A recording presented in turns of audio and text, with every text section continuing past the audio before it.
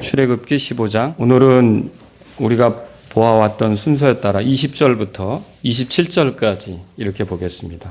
제가 읽겠습니다. 아론의 누이 여대한자 미리암이 손에 작은 북을 잡으며 모든 여인들이 그녀를 따라 나오며 작은 북을 잡고 춤을 추니 미리암이 그들에게 응답하되 너희는 주께 노래하라. 그분께서 영화롭게 승리하셨도다.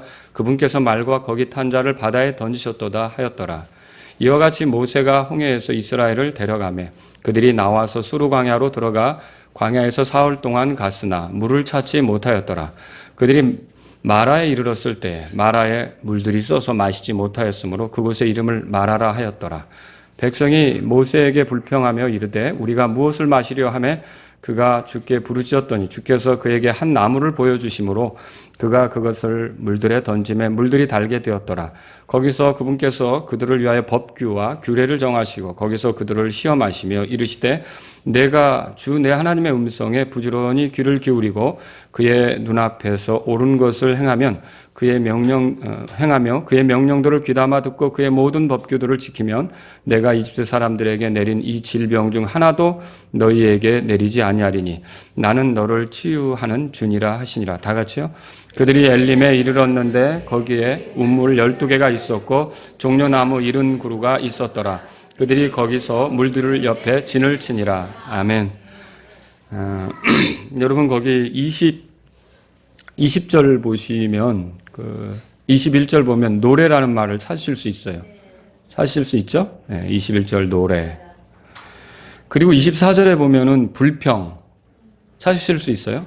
네, 물론 다 이제 동사로 되어 있는데 오늘 제가 여러분에게 드릴 말씀의 제목은 노래와 불평 이런 제목으로 여러분에게 말씀을 드리겠습니다. 집사에게는 한 입으로 두 말하는 게 적절치 않다. 옳지 않다. 성경에 나오죠? 네, 그래서 집사가 한 입으로 두 말하면 안 된다. 근데 말이 바뀔 수는 있습니다.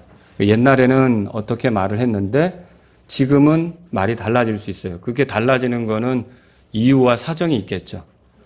그래서 그때는 이렇게 말했지만 내가 그때 잘 모르고 그랬다든지 아니면 이게 더 정확하다든지 그런 이유와 사정으로 말이 바뀔 수 있어요. 그런데 동시에 여기서는 이 말을 하고 이쪽에 가서는 또 다른 말을 하고 말을 다르게 하면 됩니까? 네, 그건 옳지 않은 거죠. 그거는 올바르지 않은 겁니다. 샘이 같은 곳에서 단물과 쓴물을 내지 않는다 그랬어요. 여러분 야고보서 3장 11절에 읽어보면 그렇게 나오죠.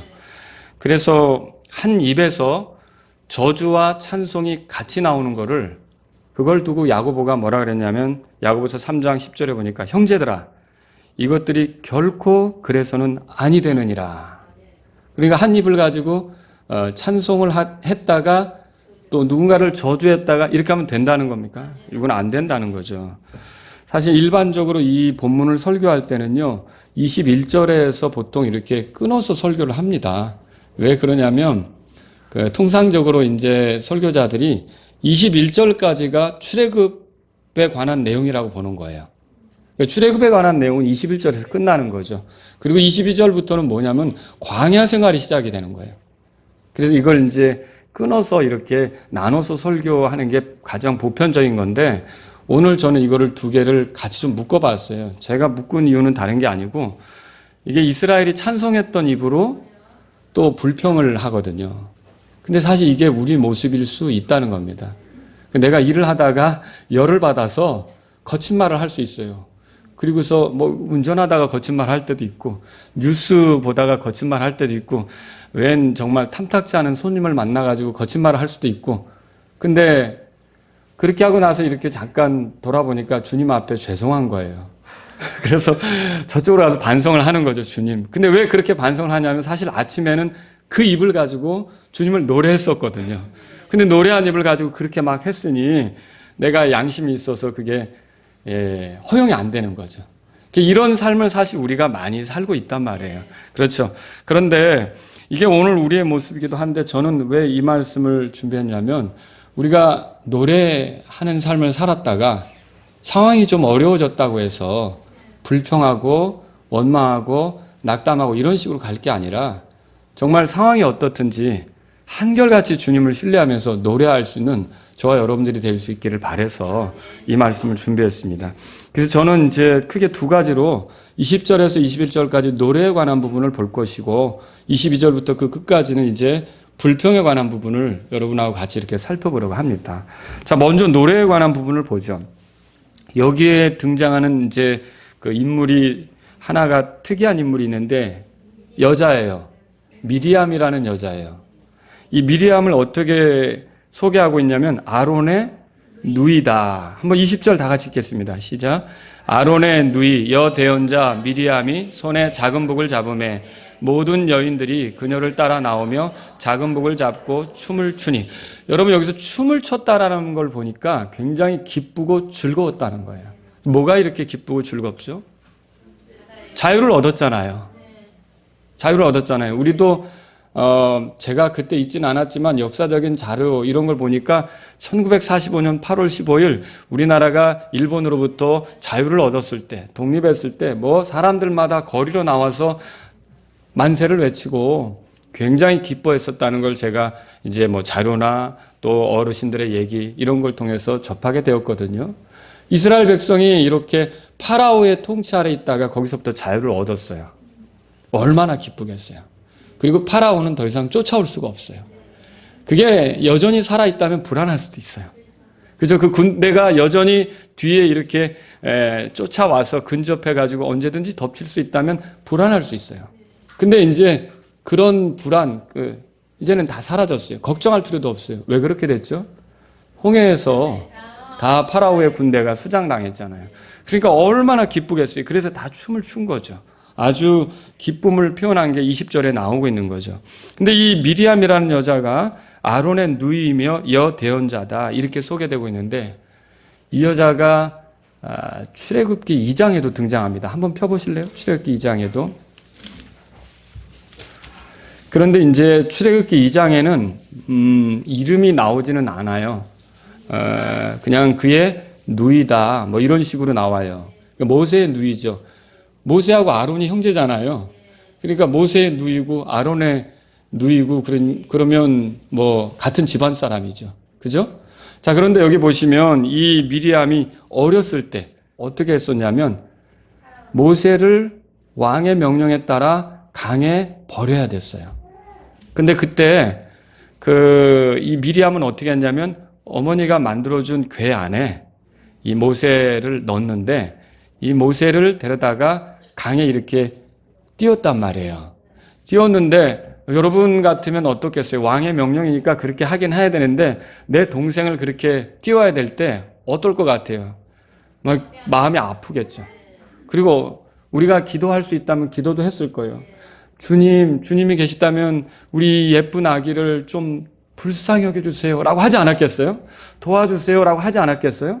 그렇게 기도하고 이 여자는 어떻게 했느냐? 그냥 뭐 간 게 아니에요. 여기 보세요. 뭐라 그랬냐면 4절 다 같이 읽겠습니다. 시작. 그의 누이가 그에게 무슨 일이 일어나는지 알아보려고 멀리 서 있었더라. 야, 이 어린 미리암이 어렸을 때 어떻게 했느냐면 그렇게 모세를 강에 이렇게 띄우고서는 궤 안에 넣어서 띄우고서는 어떤 일이 벌어질까 하고 멀리서 지켜봤대요. 그런데 그게 뜻밖에도 파라오의 딸의 그 궤가 들어가게 됐어요. 그리고 파라오의 딸이 궤를 열어보니까 히브리 아이가 들어있는 거예요. 그 아이를 딱 발견한, 히브리 아이구나. 이렇게 생각했을 때 그걸 지켜보고 있던 미리암이 어떻게 했어요? 얼른 달려와가지고 유모 데려올까요?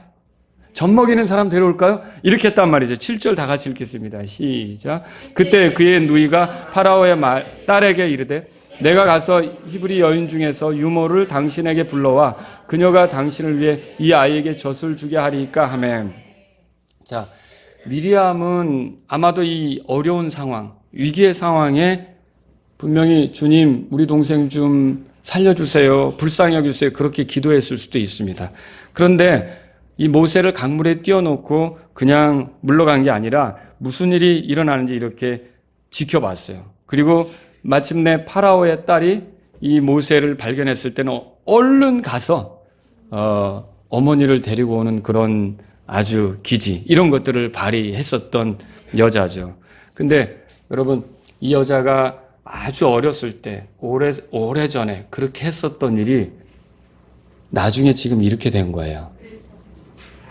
그 놀랍지 않습니까? 그러니까 이게 이 출애굽을 보면 미리암이 개입을 해서 모세가 이게 건져지고 어머니의 젖을 먹으면서 클 수 있었잖아요. 이렇게 해서 시작이 된 것 같은데 이 출애굽이 어떻게 해서 끝나느냐? 광야 생활 들어가기 전에 미리암의 노래로 끝이 나요. 그러면 보세요. 이렇게 어려운 상황 속에 어린 미리암이 그 어떻게 되나 보면서 낙심하지 않고 뭐 돌아다니면서 파라오를 저주하고 다닌 게 아니라 그 순간에 자기가 할 수 있는 일이 뭔지 그것을 이렇게 하면서 아이를 지켜보고 있었던 이 미리암. 그리고 우리 엄마를 빨리 불러와야겠다 해서 얼른 가서 엄마를 데리고 와서 이렇게 모세에게 젖을 물리게 그렇게 했던 이 미리암이 모세를 건지신 그 하나님께서 이스라엘을 건지신 걸 보았어요. 놀라운 일이에요. 그래서 여기서 기쁨의 노래를 부르고 있다는 거죠. 그래서 성경은 이 미리암도 대언자라고 얘기했고요. 주께서는 출애굽을 위해서 한번 미가서 보세요. 미가서 출애굽을 위해서 이 미리암도 보냈다고 이렇게 알려주고 있어요. 미가서 6장 보세요. 미가서 6장.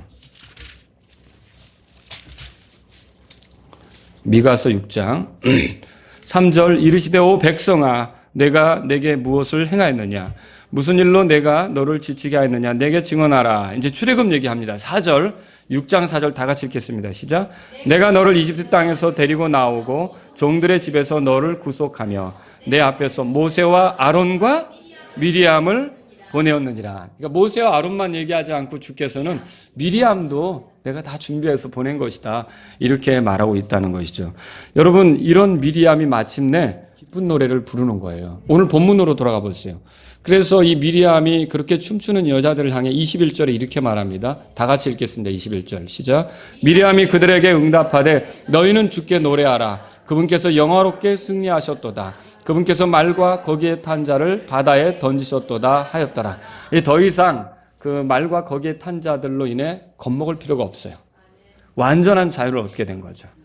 그러니까 미리암은 너무 기뻤던 거예요. 근데 이 노래는 사실은 1절에 모세가 불렀던 노래예요. 1절 보세요. 15장 1절에. 그때 모세와 이스라엘 자손이 이 노래로 주께 노래하고 말하 이르기를 내가 주께 노래하리니 그분께서 영화롭게 승리하셨도다. 그분께서 말과 거기에 탄 자를 바다에 던지셨도다.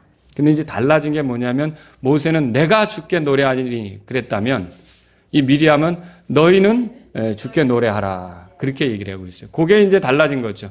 여기서 우리가 알 수 있는 건 뭐냐면 모세의 노래가 모세 개인에게 끝난 게 아니라 전체 이스라엘 백성이 기뻐하는 같이 부를 수 있는 노래가 되었다는 거죠.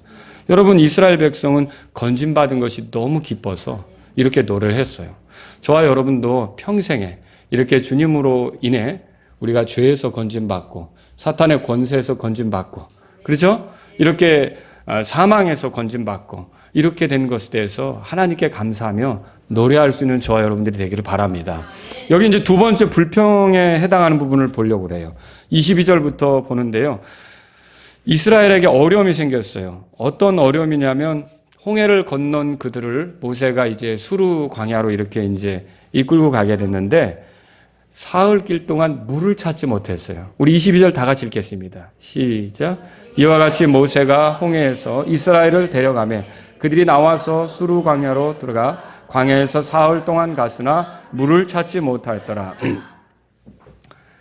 그럼 사흘 동안 물을 찾지 못했으면 얼마나 갈증에 시달리겠어요. 근데 이 사람들에게 물이 나타났다. 그러니까 물이 뭐 샘물이 보였다. 그러면 얼마나 그 기쁨이 있겠어요. 그렇죠? 근데 물이 나타났어요. 말하자면. 근데 이 물은 나타나긴 했지만 마실 수가 없었어요. 왜요? 썼어요. 23절 보세요. 23절 다 같이 읽겠습니다. 시작. 그들이 마라에 이르렀을 때 마라의 물들이 써서 마시지 못하겠으므로 그곳의 이름을 마라라 하였더라. 이 마라가 쓰다 그런 뜻이에요. 그래서 이렇게 목말라 하던 사람들이 물을 구했는데 정작 물은 있었지만 마실 수 없게 되니까 이 상황이 불편하게 됐잖아요. 이런 불편한 상황 속에 이스라엘 백성들이 보인 태도가 뭐냐? 그 다음 구절이에요. 그 다음 구절 불평했다 그렇게 돼 있어요. 24절 다 같이 읽겠습니다. 시작. 백성이 모세에게 불평하며 이르되 우리가 무엇을 마시려 하매. 여러분과 제가 알아야 될 것은요, 주님이 저희들을 인도하는, 우리가 살아가는 동안 주님이 저희를 인도하는 중에는요, 반드시 우리가 기대했던 대로 좋은 상황으로만 인도하시지는 않습니다. 때로는 불편한 상황으로 우리를 인도할 수도 있다는 거죠. 지금 갈증에 시달린 이스라엘 사람들에게 물이 나타나긴 했는데 그게 물이 써서 마실 수가 없다. 불편한 상황이죠. 바로 이런 식으로 주님께서 우리에게 이렇게 불편한 상황으로 인도할 수 있는 거죠. 그런데 그런 불편한 상황이 됐을 때 이스라엘 자손은 어떻게 했느냐? 조금 전까지만 해도 노래했던 사람들, 기쁨으로 찬양했던 사람들이 이 순간에는 뭘 쏟아내는 거예요? 불평을 쏟아내는 것을 우리가 여기서 볼 수 있는 거죠. 자, 이런 불편한 상황을 보면서 이스라엘 백성들이 문제를 드러내는데 그들의 문제가 뭐냐면 주님을 잊어버린 거예요. 여러분과 제가 알아야 될 것은 우리가 어떤 상황에 처하든지 주님이 어떤 분이신지 말씀을 통해서 알게 된 거 있잖아요. 주님이 어떤 일을 하셨는지 말씀을 통해서 알게 된 거 있잖아요. 이런 그 주님에 대해서 우리가 잊어버리면 안 되는 거예요. 근데 이 이스라엘 자손은 주님에 대해서 잊으니까 주님이 얼마 전까지만 해도 그들을 구출한 거잖아요. 그들을 건져냈잖아요. 근데 그거 다 잊어버리고 불평을 쏟아내는 거죠. 생각해 보세요. 파라오의 손에서 그들을 건져냈는데 이 갈증에서 왜 그들을 죽이시겠어요? 주님이 얼마든지 그들을 안전하게 이끌 수 있고, 또 목적지는 여기 마라가 아니잖아요. 목적지는 아직도 멀리 남았어요. 어디까지 가야 되는 여행입니까? 하나님이 약속하신 그 땅 가나안까지 가는 여행이잖아요. 근데 도중에서 여기서 하나님의 계획만 생각해봐도 불평할 수가 없는 거예요. 하나님의 약속만 생각해도 불평할 수가 없는 거예요. 하나님께서 이스라엘 백성을 파라오의 손에서 건져내신 것만 생각해도 불평할 수가 없는 거예요. 근데 이게 하나님에 대해서 잊으니까 뭐가 쏟아져 나오는 거예요, 이게? 불평이 쏟아져 나오게 된 거죠. 여러분, 주께서 때때로 우리의 상황을 어렵게 하실 수 있는데, 이때 주님이 원하시는 바는 우리가 불평하는 게 아니라 주님에 대해 신뢰하는 걸 주님은 원하십니다. 여전히 이게 홍해 바다를 통해서 주님이 어떤 분인지를 경험했다면 우리가 위기의 순간 어려운 상황을 만났을 때 주님을 신뢰하는 것을 주님은 우리에게서 원하신다는 거죠. 여러분과 제가 위기의 상황을 만날 때 주께 보여드려야 될 답은 다른 게 아니라 변함없는 주님에 대한 신뢰입니다. 여기 보십시오. 이렇게 했을 때요, 불평은 25절 한번 보세요. 25절 이제 우리가 모세가 이렇게 주께 부르짖었던 것을 알 수 있어요. 그죠? 예, 한번 읽어보시겠습니다. 25절 시작. 그가 주께 부르짖었더니 주께서 그에게 한 나무를 보여주심으로 그가 그것을 물들에 던짐에 물들이 달게 되었더라. 거기서 그분께서 그들을 위하여 법규와 규례를 정하시고 거기서 그들을 시험하시며. 자, 여기 모세가 주께 부르짖었다. 뭐 한 거죠? 예, 기도했다는 거죠. 근데 모세는 이 상황 속에서 어떻게 했느냐? 기도하러 갔어요. 주님을 찾으러 갔던 거죠. 그러니까 이게 불평은요, 놀라운 효과가 있는데 불 같아요. 번진단 말이에요. 그러니까 교회 안에서도 몇 사람이 불평하기 시작하는데 그거 그대로 방치하면 어떻게 되느냐? 이 불평이 번져버려요. 불 같아요. 그런데 이 불평을 끄는 소화기가 있어요. 그 불평을 끄는 소화기는 다른 게 아니라 주님에 대한 신뢰를 가지고 엎드리는 거예요. 기도하는 거죠. 여러분, 이 모세가 만일 왜 나한테 불평을 해? 내가 뭘 어쨌다고? 하나님 여기로 인도한 거 아니야? 아이 하면서 이렇게 모세가 만약에 그 이스라엘 백성에게 불평을 했다면 또 시끄러워졌겠죠. 그죠? 근데 모세는 그렇게 했습니까? 그렇게 안 했어요. 모세는 어떻게 했냐면 바로 하나님께 부르짖기 시작했어요. 여러분, 이 부르짖음이, 이 기도가 불평의 불을 끄는 거예요. 그러니까 여러분과 제가 어떤 불평을 보고 불평을 목격했을 때 우리가 해야 될 가장 최선의 선택은 뭐냐? 예, 주님께 기도하는 겁니다. 주님께 기도하는 거예요. 이 기도가 불평의 불을 끄는 소화기라고 생각하셔야 돼요. 위기에 빠졌을 때 저와 여러분들이 누구를 탓하기보다 네가 잘했냐? 내가 잘했냐? 이렇게 하기보다, 예, 부부간에도 그런 게 있을 수 있죠. 뭐 그딴 식으로 예수 믿는다고 그래? 당신은 뭐 잘 믿어? 이렇게 서로 부부가 싸울 수 있잖아요. 예, 그렇게 하면 끝이 없어요. 그 불은 더 크게 번져요. 그런데 누가 한쪽이 뭐 아내가 됐든지 남편이 됐든지 아유 예배당에 가서는 경건한 척하고 말이야. 집에서는 엉망이야. 아니 그것도 불평이죠. 아니 그런 걸 봤으면 더 기도해 줘야죠. 그렇지 않습니까? 내 배우자가 그런 부족함이 났다면 불평하라고 그게 보인 겁니까? 뭐 하라고 보인 거예요? 아, 기도하라고 보인 거죠. 근데 거기다가 불평을 털어놓는데 뭐 당신은 안 그래? 라고 시작을 했어요. 그럼 그거 이제 불평으로 다 뒤집어지는 거예요. 그러면 거기 평안이 있겠습니까? 없어요. 근데 그런 소리를 누가 들었을 때 내가 참 부족하다 라고 시작해서 엎드려서 하나님께 부르짖기 시작하면 불평의 불은 꺼지게 될 줄로 믿습니다. 그게 우리가 이 성경을 통해 발견하는 거죠. 자, 이렇게 했을 때 이스라엘의 문제가 해결되기 시작하는데 하나님께서 부르짖었던 모세의 기도를 들으시고 해법을 제시해요. 주께서 그에게 한 나무를 보여주셨대요. 이 나무를 보여주셨는데 이 나무를 쓴 물에다가 던져버린 거예요. 근데 그 물이 어떻게 됐죠? 달게 됐어요. 자, 이 나무는 기가 막힌 무슨 효력이 있나 봐요. 근데 우리가 무슨 나무인지도 모르고 어쨌든 이 나무를 보여주신 거예요. 근데 이 나무가 쓴 물을 달게 했던 거죠. 그럼 여러분들이 또 집안에서 서로 불평하다가 그 나무가 어떤 나무인지 찾으러 다니실래요? 주님께서는 이 이스라엘 백성에 이 나무를 보여주셨는데 오늘날에 우리에게 보여주는 나무가 따로 있어요. 저와 여러분들이 이렇게 문제에 빠졌을 때 우리에게 어려움에 처했을 때 그것이 해결되도록 보여주는 나무는 뭐냐면 예수님이 십자가 못 박혔던 나무예요. 십자가죠. 예수님 못 박혔던 나무. 십자가죠. 이 십자가를 여러분이 잘 생각하셔야 돼요.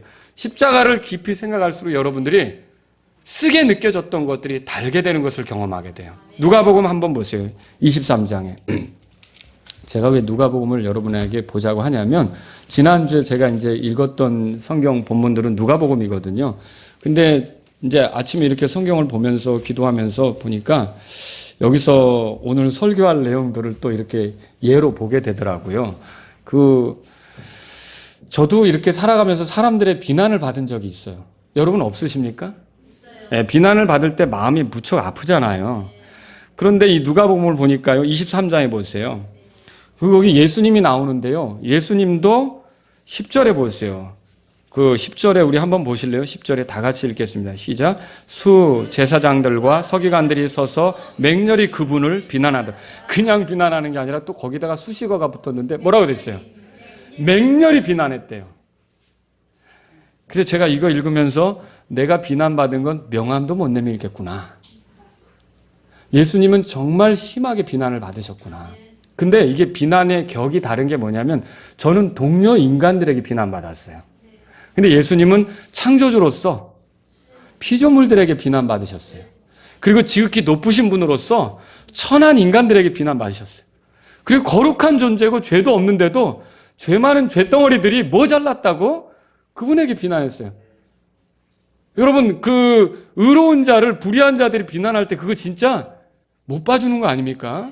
의로운 자를 불의한 자들이 비난할 때. 그런데 그런 식의 비난을 당했다는 거죠. 이게 예수님이 십자가에 이렇게 고난을 당하실 때 이런 일들이 있었어요. 모욕적이었다는 거죠.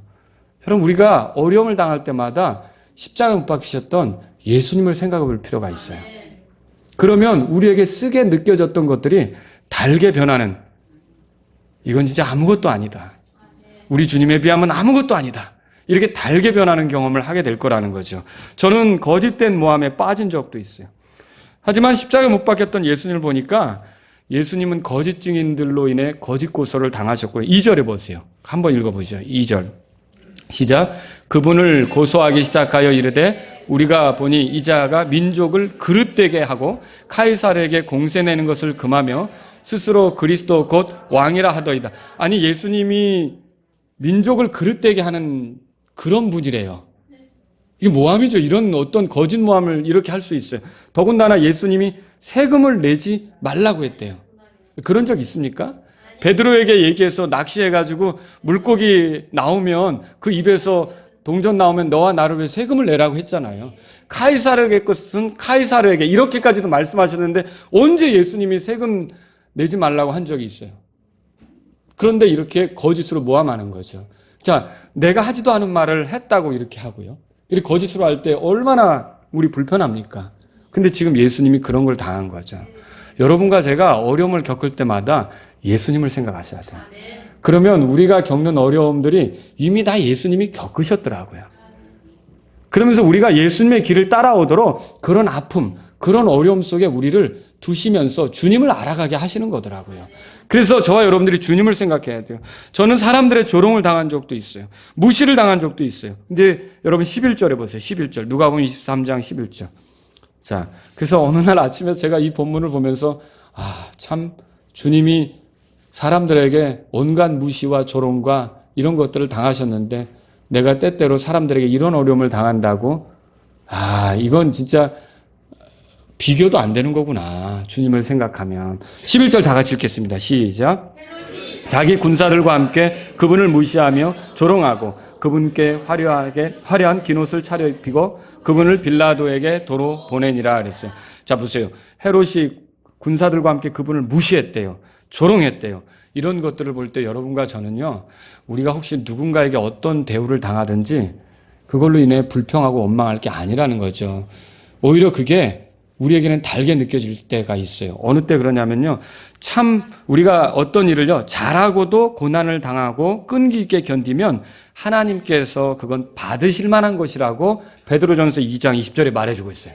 그러니까 우리가 잘못하고 매를 맞으면 아무 소용이 없죠. 근데 우리가 잘했는데도 그런 소리를 듣고 그러면 그게 하나님께서 받으실 만한 거래요. 그러니까 내가 나쁘게 안 했는데도 누가 나를 그렇게 대한다 그러면 하나님께서 받으실 만한 게 일어난 거예요. 속상해할 필요가 없는 거죠. 근데 우리가 그런 것 때문에 속상해서 불평하고 원망에 빠지고 막 이렇게 되잖아요. 전혀 그럴 필요가 없다는 것을 이 말씀을 통해서 보는 거죠. 오늘 본문으로 돌아가 보세요.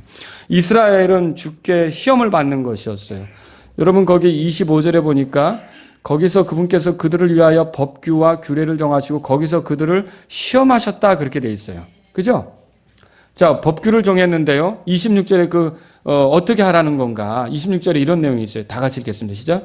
이르시되 내가 주 내 하나님의 음성에 부지런히 귀를 기울이고 그의 눈앞에서 옳은 것을 행하며 그의 명령들을 귀담아 듣고 그의 모든 법규를 지키면 내가 이집트 사람들에게 내린 이 질병 중 하나도 너희에게 내리지 아니하리니 나는 너를 치유하는 주니라 하시니라. 그러니까 주님께서 이스라엘 백성에게 여기서 법규와 규례를 주셨다고 했는데 왜 이런 법규와 규례를 주셨느냐? 사실 여기 마라에 이르렀을 때 그 물이 쓴 거 있잖아요. 그들이 기대했던 상황 아니잖아요. 마실 물이 좀 있었으면 했던 거잖아요. 근데 그게 그들의 기대대로 안 됐잖아요. 근데 여기만이 아니라 앞으로 그들이 살아가는 동안 반드시 그들이 기대하는 대로만 되는 겁니까?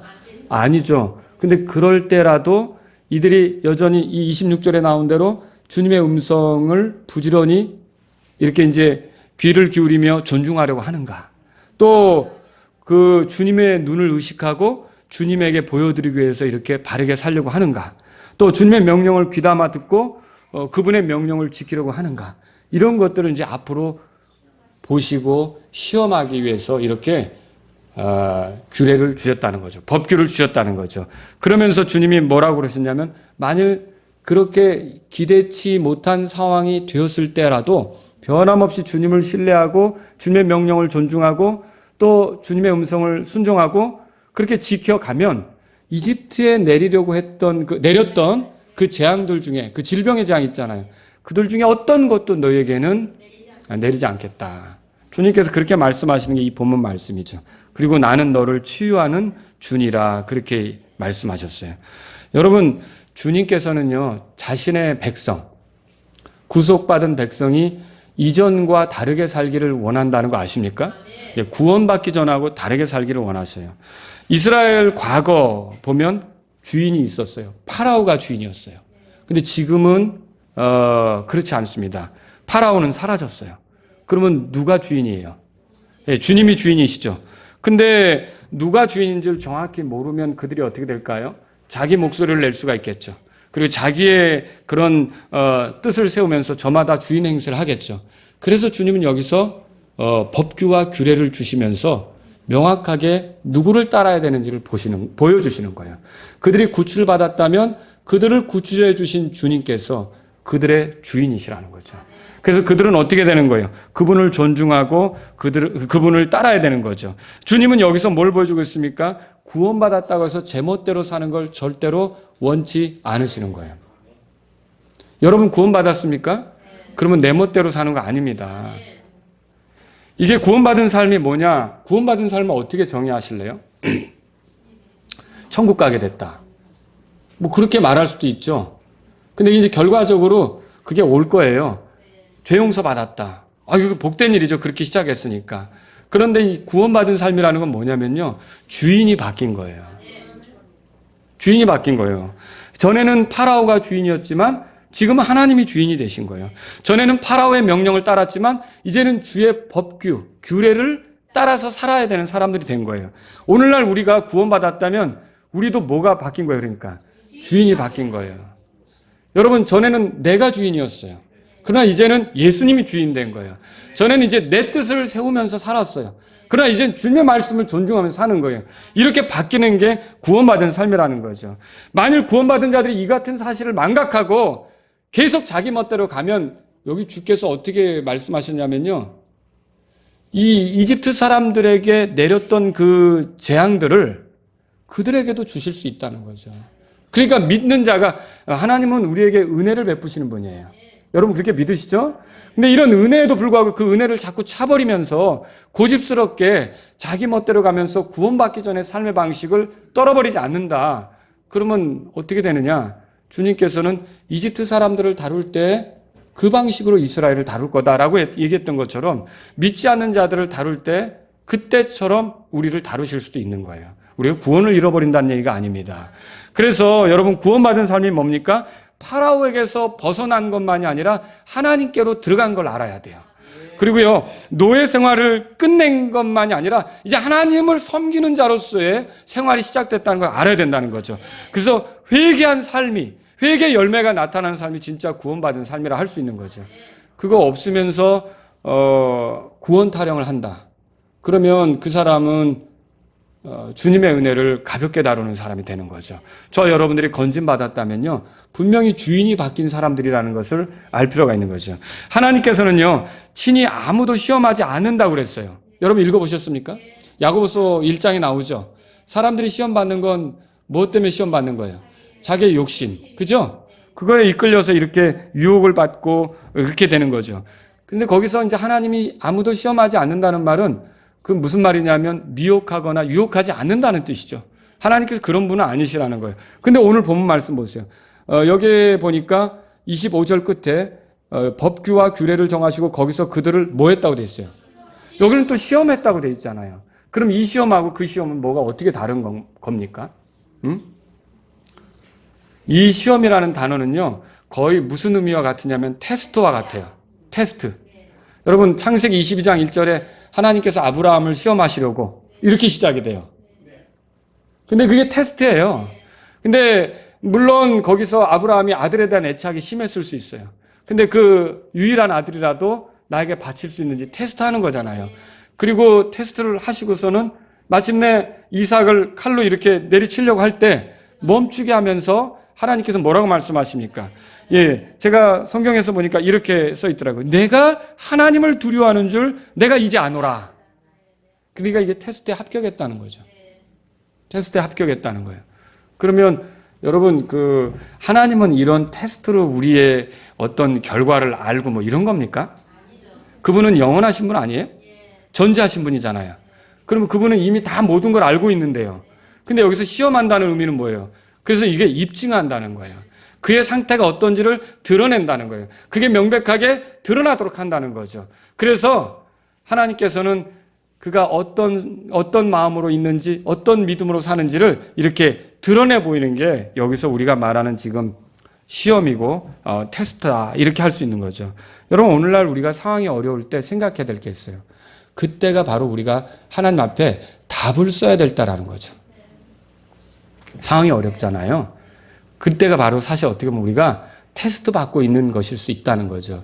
그럼 그때는 우리가 믿음의 답을 써야 돼요. 주님을 신뢰하는 답을 써야 돼요. 그렇게 돼서 그걸 패스하잖아요. 그러면 그런 식의 테스트를 또 당할 필요는 없어요. 근데 그 테스트에 오답을 썼어요. 이게 불평을 했어요. 믿음을 보이지 않았어요. 그럼 그 같은 상황이 계속 연출이 될 수밖에 없어요. 그래서 제가 이 교회 생활을 해오면서 목회하면서 발견한 게 있어요. 형제들 간에 갈등이 생겼어요. 근데 그게 너무 힘들었던 거예요. 힘들어도 오해가 있고 아픔이 있어도 성령의 하나 되게 하심을 따라 어떻게 돼요? 뛰어넘어야 되잖아요. 그리고 주님을 의지하고 오히려 나를 힘들게 한 그 지체를 위해 기도하면서 그리고 손을 내밀 때 그게 뛰어넘는 거잖아요. 그게 주님 사랑하는 모습이잖아요. 그게 주님을 기쁘게 하는 모습이잖아요. 그럼 그 사람은 시험을 어떻게 치른 거예요? 너무 속상하긴 했어요. 그 사람 때문에. 그 사람 때문에 너무 속상했단 말이에요. 근데 그렇게 주님이 나에게 주신 방식으로 했을 때 정답을 쓴 거예요? 오답을 쓴 거예요? 정답을 쓴 거죠. 그렇게 해서 통과해 나가면 이제 그런 것들은 아무것도 아니에요. 시험거리도 안 돼요. 근데 그게 너무 어려워서 못 견디고 결국은 오답을 썼어요. 오답을 썼는데 어떻게 되냐면 다른 교회로 가게 된 거예요. 이제 그 문제를 해결 안 하고. 다른 교회로 갔으면 어떻게 되느냐. 거기서 또 그 시험을 치르게 돼요. 근데 거기서 또 오답을 썼어요. 그리고 또 다른 교회로 갔어요. 그럼 어떻게 되죠? 또 거기서도 또 시험을 쳐야 돼요. 그러니까 이거는요, 무슨 문제든지 우리에게 상황이 어려울 때 한 번은 뛰어넘으셔야 돼요. 한 번은 옳게 답을 하셔야 된다는 거죠.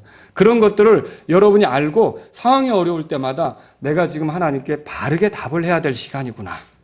나는 너무 힘들지만, 나는 너무 괴롭지만, 나는 너무 불편하지만 이 시간에 내가 바르게 답을 해야 되는구나.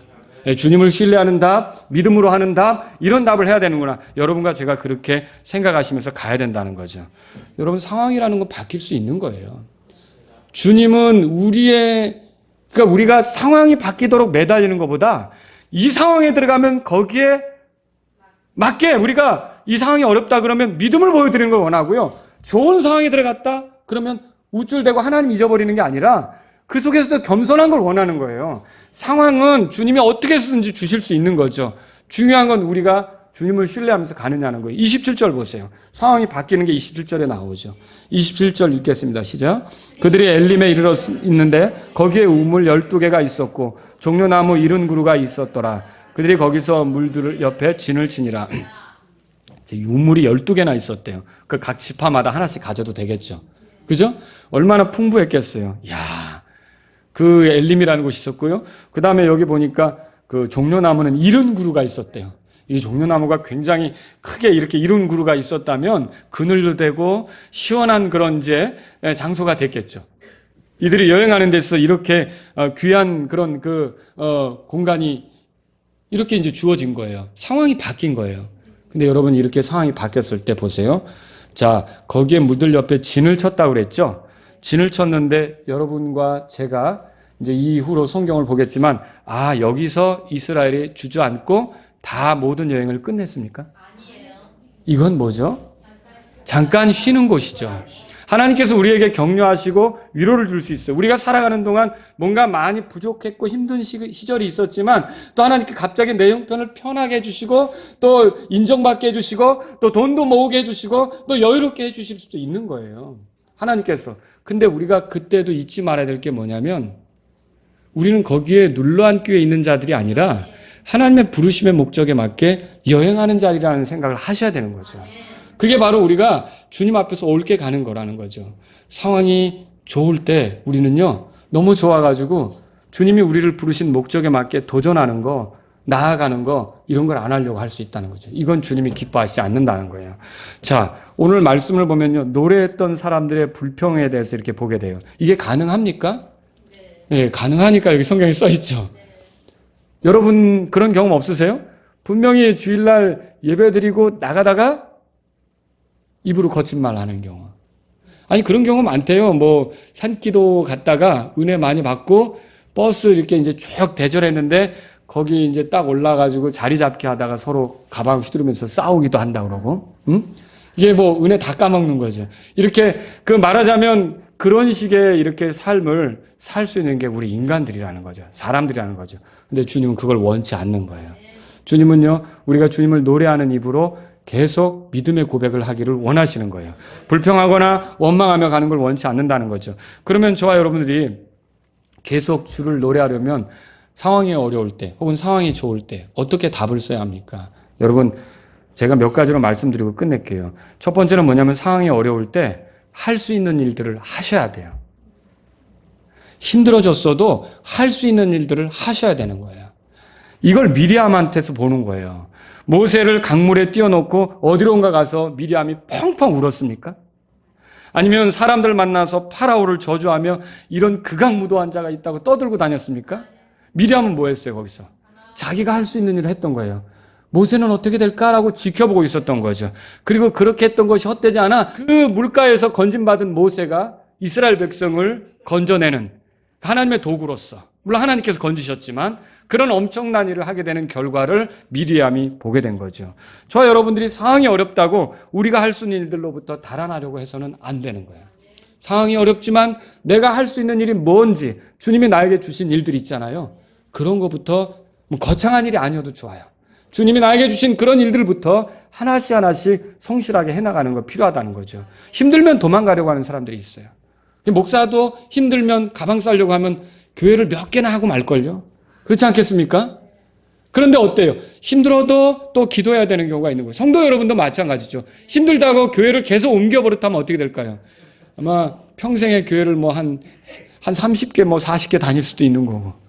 이거 주님의 뜻이 아니라는 거죠. 주님은 우리가 힘들어도 어떻게 해요? 도망가고 달아나는 게 아니라 내가 할 수 있는 일들을 하기를 원하신단 말이죠. 여러분이 할 수 있는 일이 뭔지를 가만히 생각해 보세요. 내가 그 일들로부터 달아나게 만들려고 하는 그런 유혹이 있을 수 있다는 거죠. 그럴 필요 없다는 거예요. 상황이 어려워도 하도록 주어진 일들을 할 수 있기를 바랍니다. 또 상황이 어려울 때 시험치고 있다고 생각하셔야 돼요. 두 번째로요. 우리의 답은 믿음이어야 합니다. 신뢰로 답을 써야 됩니다. 우리가 구원받았지만 믿지 않는 사람처럼 행한다면 믿지 않는 사람들이 겪는 일을 당할 수 있는 거예요. 믿는 사람들 중에도 죄로 인해 감옥에 가는 사람이 있을 수 있어요. 그리고 불명예스럽게 되는 사람이 있을 수 있어요. 귀한 거를 잃게 되는 사람이 있을 수 있어요. 근데 왜 그런가? 가만히 생각해 보면 믿는 사람답게 결정하거나 선택하거나 생각한 게 아니라 믿지 않는 사람처럼 했을 때 그런 일들이 벌어진단 말이죠. 물론 여러분이 믿음으로 감옥에 갈 수도 있어요. 믿음대로 살다가. 또 이렇게 성실하게 하면서도 불명예스럽게 될 수도 있어요. 그리고 정말 주님의 뜻대로 살면서 손실을 입을 수도 있어요. 그런 건 다 보상이 있어요. 그건 주께서 받으실 만한 거예요. 그건 주님께 영광이 돼요. 그러나 우리가 세상 사람 따라가다가 세상 사람처럼 살다가 어떤 어려움을 당하는 건 우리에게는 다 이게 정말 하나님께서 기뻐하지 않는 답을 썼기 때문에 이런 결말에 이른 거라는 거죠. 우리는요, 과거에 그런 답을 썼을 수 있어요. 그렇지 않습니까? 근데 만약에 두 번째로 그런 시험을 치른다면 제발 그때는 믿지 않는 사람처럼 답을 쓸 게 아니라 믿는 사람으로서 믿음의 답을 쓸 수 있기를 바랍니다.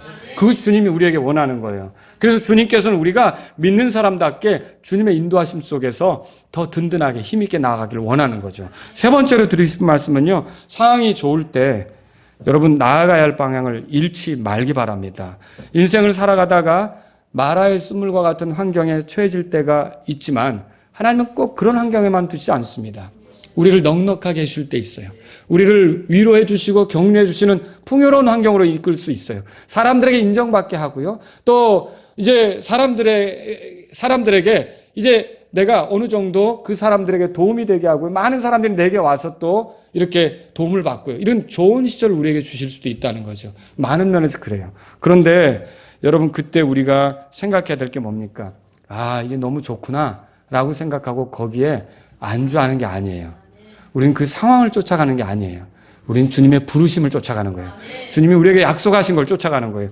주님이 나를 왜 부르셨는지 거기 목적에 맞게 우리가 가는 건데 때로는 이 너무 좋은 곳에 있다 보니까 진을 잠깐 친 건데 거기에 정착하려고 해서는 안 되는 거죠. 이 이스라엘 백성은 엘림에 머물렀지만 어떻게 했어요? 또다시 텐트를 걷고 가나안으로 향하는 광야의 여정을 시작하게 된 거 아닙니까? 이런 걸 안다면 여러분이 삶이 편해졌다고 해서 가야 될 길에 대한 생각을 못하고 있는 그런 어리석음에 빠지지 않기를 바랍니다. 우리는요, 이 땅에서 아무리 좋은 환경이 있어도 갈 곳이 있는 사람들이에요. 저 여러분들은 주님이 계신 곳에 가야 돼요. 주님과 함께 영원히 있게 가야 돼요. 그런데 여기에서 우리의 마음 빼앗겨가지고 정신 못 차리고 있으면서 주님 만나러 갈 생각을 하지 않는다. 이거는 참 우리에게 어리석은 선택이 되는 거죠. 우리는 이제 아무리 세상이 나를 좋게 만들어주고 편하게 해도 내 살 곳은 아까 우리 어르신들이 이 다음 주에 돌아오는 주에 노래 부른다고 했지만 우리가 살 곳은 여기가 아니라 그랬잖아요. 저 하늘이잖아요. 주님과 함께 있는 곳이잖아요. 그 목적지를 바라보고 갈 수 있기를 바랍니다. 다 같이 일어서시겠습니다. 오늘 이 말씀을 들으신 여러분 가운데 주님 상황이 어떠하든지 저는 계속 주님을 노래하면서 살기를 원합니다. 이런 분들이 있다면 이 시간 주님 앞에 나아가시고요. 내가 어떤 환경에 빠지든지 주님을 신뢰하는 모습으로 살기를 원합니다. 이런 분들이 있다면 이 시간 주님 앞에 나아가십시오. 주님, 제가 지난날 주님이 내 상황을 어렵게 할 때 답을 잘못 썼습니다.